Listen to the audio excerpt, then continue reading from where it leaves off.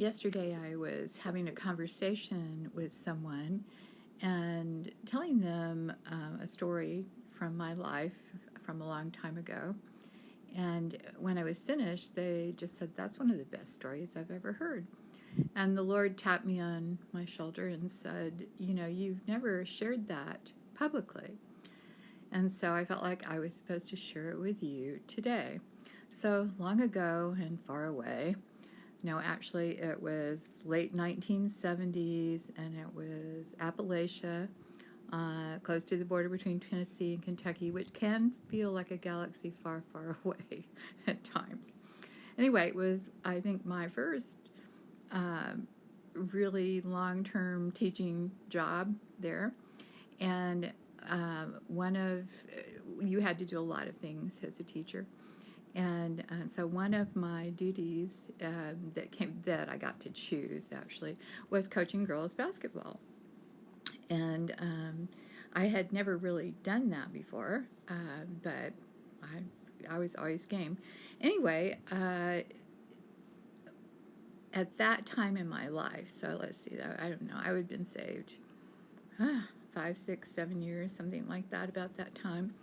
And I figured God had me in public school to be a light, and that's what I did. So before every game and even every practice, we prayed, and there was no rule against it then. It was still kind of iffy then, but I was into pushing whatever rules there were, because I figured that's why God had me there.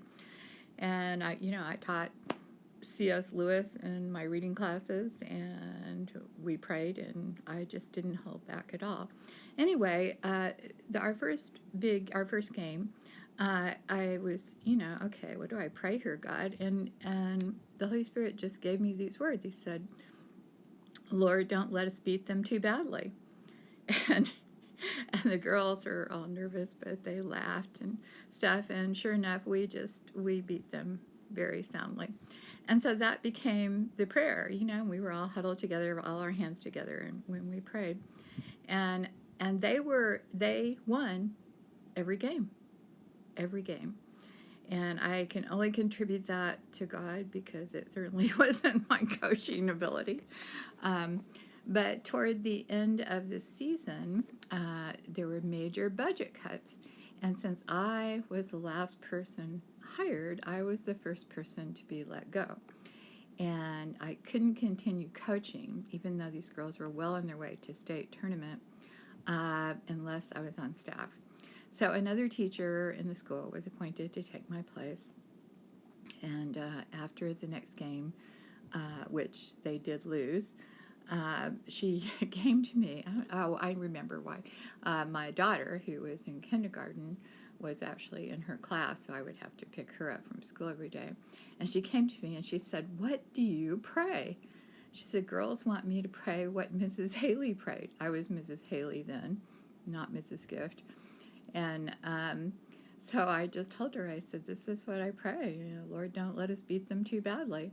And she just kind of laughed, and I think she did try to pray the prayer, and she tried to do it, in private, in the locker room, before the game, and stuff like that. We always did it up front, out in front of everybody, So anyway, it didn't work when she did it, but I really thought the Lord wanted me to share that with you, because I just started from the place, well, of course we were going to win. God was on our side. So it did make a lasting impression on the girls. After I moved away from there, I came back a number of years later, and one of the girls that had, you always have a couple of people that, you'd like to wring their necks, a couple of kids.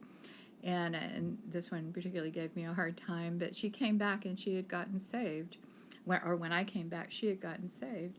And she just said, "You're the only teacher that ever tried to teach us anything at all about God, and thank you." So that's my story from long ago and far away.